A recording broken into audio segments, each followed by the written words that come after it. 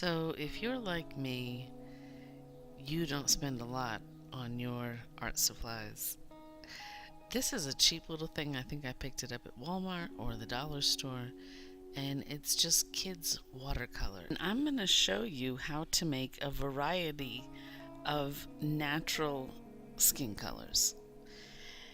And this is really just to show you that you can do a lot of different things and you don't have to spend a lot of money to make this happen. So first I've just painted a lid so that I can get a circle, and it doesn't have to be a circle.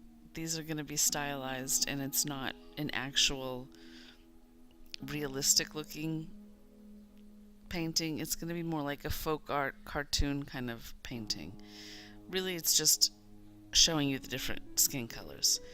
So first I've taken the red, the deepest red that they have in the set, and I've also taken the deepest green that they have, and I just keep adding and finding the color brown that I like. I'm going to start with a real deep, rich chocolate color brown. Remember that even on one person, the skin color varies depending on the highlight, the lowlights. So even a really rich chocolate brown is going to have deeper and less colorful areas. So for the next colorway, I'm going to take the white and just add it to that chocolate, and then it gets a little bit dingy, so I start putting some red back into it. So the next color I'm going to use is getting even lighter, and I'm taking more white, and every time I put white in there it sort of turns a drab color, so I add a little bit of either the orangey yellow or the red back to it so that I'm getting a more natural looking skin color. So for the palest skin tone, what I've done is I just took the white, and it had a little bit of color in the white because of the mixing that I had been doing.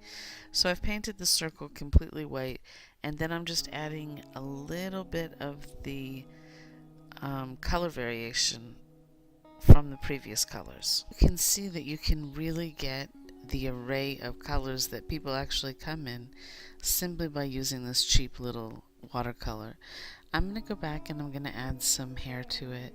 Now when adding hair, I always do a lot of movement so it doesn't look like a big blob of nothingness stuck on her head. So I'm trying to like add movement. I do like different colors in it. I was at the park yesterday. I saw this black woman and she had these huge blue curls in her hair, and I thought that was awesome. So I put some blue hair in my girl here, and I have some brown, some black going on. I'm going to put a little ginger up here and add some oranges and yellows.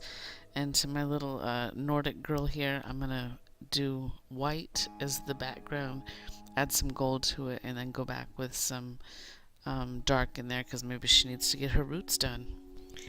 So when you're doing hair, you want to remember that it always gets thinner at the end, like it's thicker up at the top the closer to the scalp, and the further it gets from the scalp, the more straggly it gets.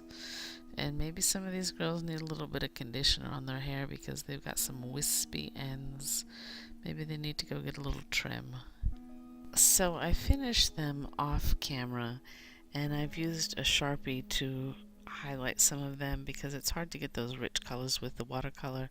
So I went back and I used a Sharpie. Thanks for watching. Scrappy Ideas.